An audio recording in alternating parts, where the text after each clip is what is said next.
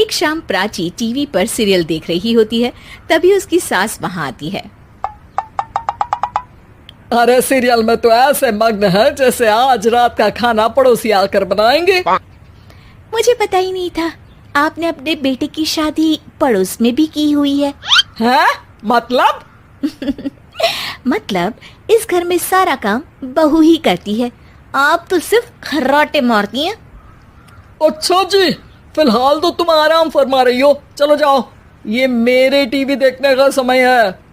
आहा, इसीलिए मुझे भगाया जा रहा है। सॉरी, अब तो बिल्कुल नहीं जाऊंगी। प्राची की इस बात पर दोनों सास बहू के बीच टीवी रिमोट के पीछे बच्चों जैसे छीना झपटी शुरू हो जाती है, जिसके बीच श्लोक भी काम से घर वापस आ जाता है। आज मेरी चूहे बिल्ली की जोड़ी किस बात पर झगड़ रही है? अरे तेरे बीवी मुझे टीवी ही नहीं देखने दे रही। अरे तुम्हारी मम्मी मुझे खाना बनाने के लिए फोर्स कर रही है।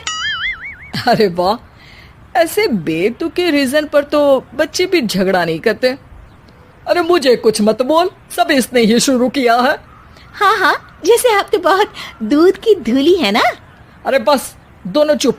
प्राची जाओ, खाने की तैयारी करो। और माँ तुम छोड़ो, तुम्हें क्या बोलूं, शांति से अपना सीरियल देखो, मुझे दोबारा लड़ने की आवाज सुनाई नहीं देनी चाहिए। ऐसा बोलकर श्लोक वहां से चला जाता है, जिसके पीछे पीछे प्राची भी कुछ न कुछ बड़बड़ाते हुए रसोई में चली जाती है। हाँ हाँ, सासू जी को तो कुछ बोलेंगे ही नहीं, बस मुझ पर ही हुक्म चलता है, खाना बनाओ, जैसे मैं इनके घर में खाना बनाने के लिए आई हूँ। इसी तरह शाम बीतती है और रात को श्लोक और प्राची की सास खाना खाकर सोने चले जाते हैं, लेकिन प्राची गुस्से में कुछ खाए बिना काम में ही लगी रहती है। इस घर में किसी को घंटा फिक्र नहीं पड़ता, मैं खाऊं या भूखी रहूं। प्राची कुछ देर के लिए रसोई से बाहर जाती है और जैसे ही वापस आती है तो वहां दूध का भरा ग्लास देखकर हैरान रह जाती है। फिक्र पूरी है, बस दिखाना नहीं है। प्राची दूध पीकर सोने चली जाती है और अगली सुबह एक बार फिर सास बहू का कार्टून नेटवर्क स्टार्ट हो जाता है। ये तुमने ही किया है। अरे अजीब जबरदस्ती है, मैं बोल रही हूँ मैंने कुछ नहीं किया। दोनों ने मिलकर पूरे घर को पागल खाना बनाया हुआ है। यहाँ कोई नॉर्मल इंसान तो रह ही नहीं सकता, इसीलिए अब पड़ोसी क्या रिश्तेदार भी घर आने से कतराते हैं। और सुन बेटे, तू भी चंगा, तेरी माँ भी चंगी, तेरी बीवी भी चंगी, रिश्तेदार। हाँ जी, आपको नहीं पता क्या, गंगाधर ही शक्तिमान है, रिश्तेदार ही। हाँ हाँ, बस समझ गया। कभी जानवरों जैसे लड़ेंगी तो कभी जुगलबंदी करेंगी। भाई मैं आप दोनों के बीच में नहीं फंसना चाहता। सास बहू की इस मनमौजी जोड़ी से परेशान होकर श्लोक अपना सिर खुजलाता वहां से चला जाता है। चलो अब मैं भी कीर्तन में जा रही हूँ। इस पर जैसे ही सास कमरे में अपना पर्स लेने जाती है तो वहां नाश्ते की प्लेट रखी देख मुस्कुराने लगती है और नाश्ता करके घर से बाहर निकलते हुए कुछ पैसे टेबल पर रख जाती है, जिसके कुछ देर बाद सिलेंडर वाला घर आता है। ओ मोरी मैया, मैं सिलेंडर के बारे में तो बिल्कुल भूल ही गई थी।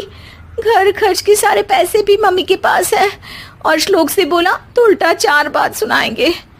प्राची ये सोच ही रही होती है कि अचानक उसका चेहरा चमक उठता है और वो घर में आकर इधर उधर देखने लगती है। तभी उसकी नजर टेबल पर रखे पैसों पर पड़ती है, जिन्हें वो सिलेंडर वाले को दे देती है। ये सब श्लोक देख लेता है। अच्छा बेटे, इतना बड़ा घोटाला, सबके सामने मैं तेरी दुश्मन और पीठ पीछे तेरी मेरी यारी। इस पर श्लोक एक प्लान बनाता है और शाम को सब एक साथ बैठे होने पर बोलने लगता है। माँ, तुम दोनों की बहुत लड़ाई होती है, इसलिए मैं सोच रहा हूँ कि प्राची को उसके घर छोड़ाऊं, इससे वो भी खुश रहेगी और तुम भी। अचानक श्लोक की ये बात सुनकर सास बहू शौक से उसकी तरफ देखती हैं। अरे ऐसे कैसे घर छोड़ाओगे, मुझे कहीं नहीं जाना। अरे तुमने बोला नहीं पर मैंने सुन लिया, तुम्हें मम्मी के साथ रहना अच्छा नहीं लगता, मुझे पता है। अरे वो अरे, जब बहू खुद कुछ काम बोले तो वो तुझे सुनता नहीं, और अब जो इसने बोला ही नहीं वो तू समझ गया। जब उसे नहीं जाना तो फिर जबरदस्ती क्यों कर रहा है? अच्छा, फिर आपको मौसी के घर छोड़ाता हूँ, बस अब आप दोनों एक घर में एक छत के नीचे नहीं रह सकती। मैं इस टॉम एंड जेरी की जोड़ी को और नहीं झेल सकता। है? ऐसे कैसे नहीं रह सकते?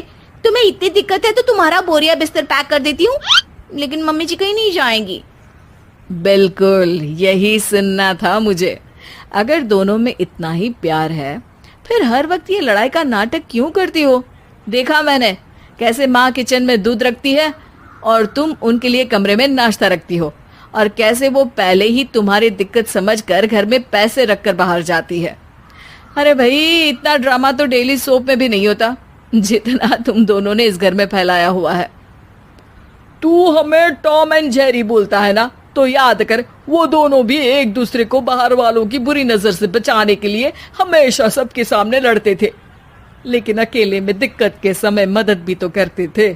बस हमारा रिश्ता भी कुछ ऐसा ही है।